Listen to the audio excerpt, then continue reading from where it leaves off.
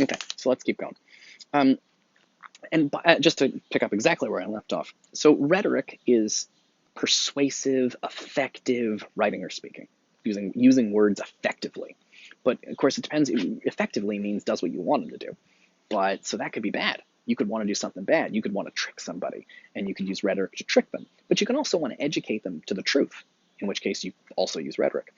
You can see the problem is on page 1 of this of Plato's Phaedrus. You can see it right here, which is Lysias.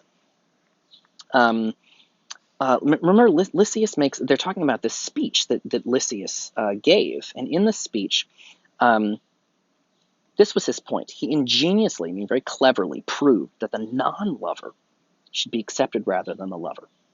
In other words, see how I'm doing the thing from the sheet? In other words, Lysias says it's better to be in a romantic relationship with somebody that doesn't love you rather than someone that does. Do you see how that's rhetoric? Because he's using words to persuade people to agree with his argument. Is that the same thing as his argument being true? There's something sneaky about Lysias. And I'm going to give you a little spoiler for kind of the whole thing, because it's not a secret where we're going with this. Lysias uses, rhetoric can be good or bad. Lysias uses rhetoric bad. Socrates uses it good. Lysias uses rhetoric to get people to agree to crazy things, like being in a romantic relationship with someone that doesn't really love you. Socrates wants to use rhetoric. He wants to use words and persuasive speaking and persuasive writing. He wants to use rhetoric to get to the truth. Lysias doesn't want to get to the truth. He just wants to say crazy things and get people to agree with him because that's power. It's power over people. But Socrates doesn't want power. He's poor, he's old, and he just wants the truth. And Lysias wants power. Ingenious. He enjoys cleverness and being original and being strange, but he's not really doing the right thing. So this is a debate about rhetoric. And that dictionary definition, which says that rhetoric can mean persuasive speaking, but oftentimes empty or bad persuasive speaking, that's coming from this book. Like, this is the book way back when. This is the original debate in the history of philosophy. This is like the first time, or one of the very first times, people are having this conversation about the power of words to persuade and how you can use words to persuade people to bad things, or you can use words to persuade people to the truth. And this is a debate. And very simply, Socrates and Plato are trying to use words to get to the truth. But a lot of people they don't like, including Lysias, are trying to use words to just get people to agree with them whether they're right or not. And that's what this hinges on, the good or bad use of words to persuade. That's a centerpiece. Now, we're not going to get to that for weeks and weeks and weeks. That's looking at the end of this thing.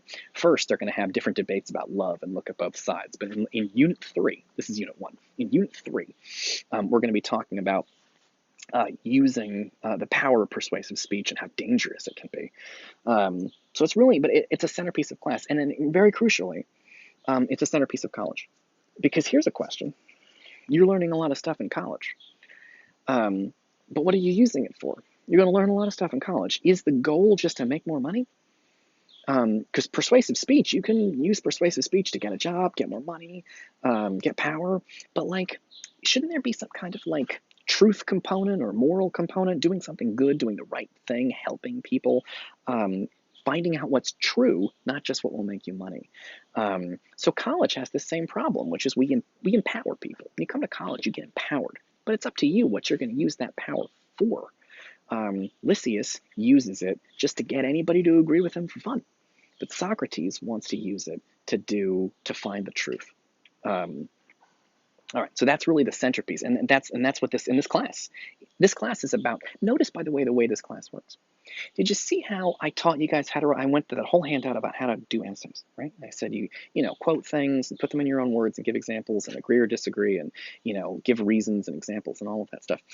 Do you see how I'm not telling you what to say? You can say whatever you want. You can make any argument. That I'm giving you the power to express yourself in a persuasive way. But notice that I'm not right now, and I'm not ever really, I'm not teaching you what to say. My job is to teach you how to say it. And that goes as far as not just like how to organize and arrange your argument, but even how to double space your papers and put works cited at the bottom and all of this stuff. I'm teaching you how to express yourself, but I'm not teaching you what to express. So if you give me a paper and you say, Socrates is awesome, I agree with everything he's saying, and then a classmate of yours turns in a paper and says, I think Socrates is an idiot and he's completely wrong, I will give both those papers A's, because the aim of this class is not to get you to agree with Plato. The aim of this class is to get you to speak and write well, regardless of what you want to do with it. What you do with it is up to you. That's your thing. So you can hate Socrates. You can write a paper about why you hate Socrates, and you can write a paper about why you love Socrates. I am not here to teach you what to think. I am here to teach you how to use words to say whatever you think. And that's why this is a rhetoric class. They call it composition, but at other colleges it's rhetoric or rhetoric and composition. So like it's just a very different kind of, it's a different way of running class. If you like it, because if you go to like a Bible class, for example, their job is to teach you the Bible is true. Like if you go to like a religious school and you're doing like Bible stuff, they're going to be like, this Bible is true and you better agree with it. I'm not telling you what to agree with. I'm not giving you, this isn't Sunday school. I'm not giving you something because I think you should believe it. Plato is just an example. It's an example for you to practice. What are you practicing? Effective speaking and writing. That's rhetoric. That's what the class is. I hope you're getting the hang of class. This is what it looks like. This is what it's going to look like for weeks. Me in the backyard, going through this just like this. We haven't gotten very far, but I think we've learned a lot. It's going pretty good. So we're just going to keep kind of going through this thing and thinking about it. By the way, I have some problems with Plato. You're going to see. It's not like I'm not giving you Plato because I think he's right about everything. I actually think Plato's wrong about a lot of things. Ooh, you want to do another word history? Let's do a word history. This will be fun. I'll tell you where I think Plato's wrong. Have you ever heard? Well, actually, no. You know what? I'm going to save that for later. It's going to come up in the thing. I'm not going to do it now. Okay. But I do. I think a big chunk of Plato is wrong. But I think it's always interesting to study the first time people said things. I don't know. I think it's fun. All right, let's take a look. So here's Plato. So Socrates is saying, I know you know this speech, so you just tell it to me. Phaedrus says, I see that you will not let me off until I speak in some fashion or other. Verily, this is a word that means truly. It's a very Bible word. It means truly. Verily, therefore, my best plan is to speak as best I can. A very true remark, that of yours. I will do as I say. But believe me, Socrates, I did not learn the very words.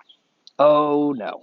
Nevertheless, I have a general notion of what he said and will give you a summary of the points in which the lover differed from the non-lover. Right? Meaning the person who loves you is better than the person, the differences between being in a relationship with someone who loves you and being in a relationship with someone that doesn't. Let me start at the beginning. And Socrates says, yes, my sweet one, because Socrates is an old guy and he calls him a sweet one because this is a young man. Yes, my sweet one, but first of all, you must show me what you have in your left hand under your cloak. For that role, as I suspect, is the actual discourse. Now, much as I love you, I would not have you suppose that I'm going to have your memory exercised at my expense if you have Lysias himself here.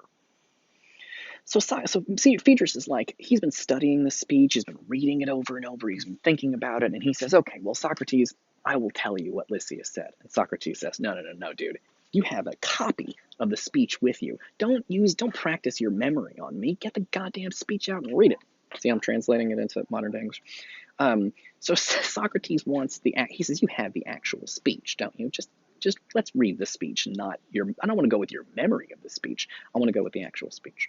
Notice, by the way, this is a key thing about Socrates. He wants the exact thing. He wants the truth. He wants the real thing. He doesn't want Phaedrus's memory of what Lysias says. He wants Lysias's exact words because the words matter. And to that end, he says, Lysias, I can see you've got a copy of this speech under your cloak. Just take it out and let's read it. I don't want to don't practice your fancy memory shit with me. Just, give me the speech. By the way, I don't know how much you care. I don't know how interested you are in this. I will be doing this all semester long.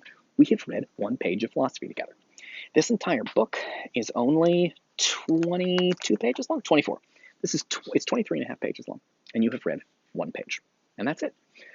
So we're going to keep going with this thing, but you're already making excellent progress. So if you've stuck with it, please keep sticking with it. We've successfully done one page of philosophy, and we're going to keep going. I'll see you in the next video.